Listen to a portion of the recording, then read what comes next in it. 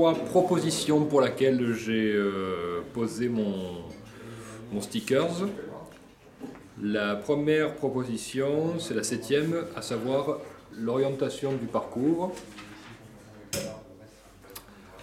Alors pourquoi ? Bien que je la trouve imparfaite, en fait, elle m'interroge plutôt dans les processus de formation qui seraient mis aux agents de l'État et aux professionnels qui s'affaireraient à travailler l'orientation des parcours, notamment sur les angles d'orientation et de service de conseil. En effet, pour moi, il s'agirait vraiment de traduire cela dans une formation des accompagnateurs, de manière à permettre aux individus de formaliser bel et bien des projets singuliers de formation et d'éducation, plutôt que leur coller ou leur faire coller des programmes. Malgré tout, je crois que ça fait partie d'un des nerfs de la guerre, et à l'heure d'aujourd'hui, on ne peut plus penser micro, mais nous devons penser macro et micro. Je crois que l'Union européenne a son poids à faire là-dedans, pour permettre notamment de garder cette pensée macro, et ainsi de s'extérioriser un petit peu de la France. La deuxième proposition que je prends, ce serait prendre le temps de développer la confiance en soi à l'école.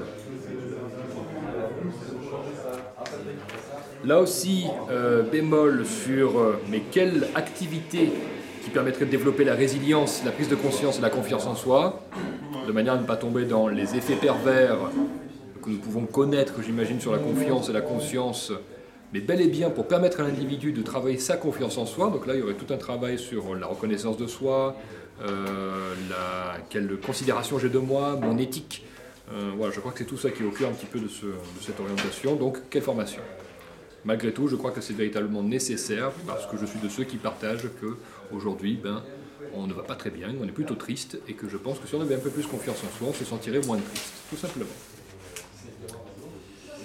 Enfin, la dernière proposition, là où je suis tout seul, c'est revoir la communication de l'Union européenne.